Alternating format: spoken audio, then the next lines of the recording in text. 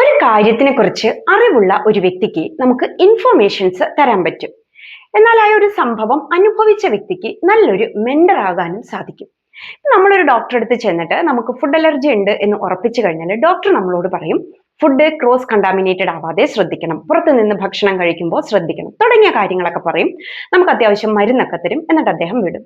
എന്നാൽ ഇതിലൂടെ കടന്നുപോയി അനുഭവിച്ചിട്ടുള്ള ഒരു വ്യക്തിക്ക് കൃത്യമായിട്ട് പറയാൻ സാധിക്കും എങ്ങനെയാണ് നമ്മൾ സേഫ് ആയിട്ട്, ഇപ്പൊ ഒരു കുട്ടിക്കാണ് അലർജി എങ്കിൽ അവരെ സേഫ് ആയിട്ട് എങ്ങനെ സ്കൂളിലേക്ക് വിടണം, അധ്യാപകരുമായിട്ട് എന്തൊക്കെ സംസാരിച്ചിട്ടുണ്ടാവണം, കുട്ടിക്ക് എന്തൊക്കെ ഗൈഡ് ലൈൻസ് കൊടുത്തിട്ടുണ്ടാവണം.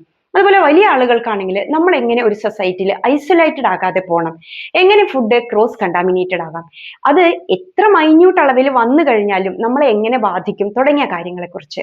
മാത്രമല്ല, അനാഫിലിക്സിസ് കണ്ടീഷൻ എന്ന് പറയുന്ന ഒരവസ്ഥയുണ്ടെന്നും ഡോക്ടേഴ്സ് പറയാറുണ്ട്. പക്ഷേ ആ ഒരു സമയത്ത് കടന്നു പോകുമ്പോൾ നമ്മുടെ ബോഡിയിൽ ഉണ്ടാകുന്ന ബുദ്ധിമുട്ട്, നമുക്ക് മാനസികമായിട്ടുണ്ടാകുന്ന ബുദ്ധിമുട്ട്, ഇതൊക്കെ എങ്ങനെയാണെന്ന് അത് അനുഭവിച്ച ഒരു വ്യക്തിക്കാണ് കൃത്യമായിട്ട് പറഞ്ഞു തരാനായിട്ട് സാധിക്കുക.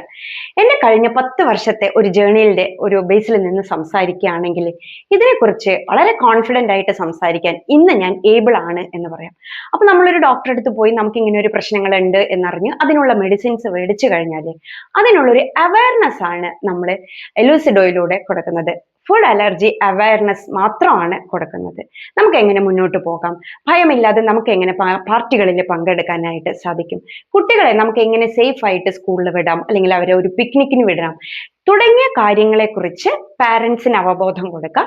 അതല്ല, വലിയ ആളുകളാണെങ്കിൽ അവർക്ക് എങ്ങനെ അവരുടെ വർക്ക് പ്ലേസിൽ ഈ ഒരു ബുദ്ധിമുട്ടിനെ ബാധിക്കാതെ മുന്നോട്ട് പോകാം എന്ന് തുടങ്ങിയ കാര്യങ്ങളെക്കുറിച്ച് കൃത്യമായിട്ടുള്ള ഒരു അവയർനെസ് ഇത് ഓൺ എക്സ്പീരിയൻസിന്റെ ബേസിൽ പറയുന്നു എന്നുള്ളതാണ് ഇതിന്റെ ഏറ്റവും വലിയ പ്രത്യേകത. Let light shine out of darkness.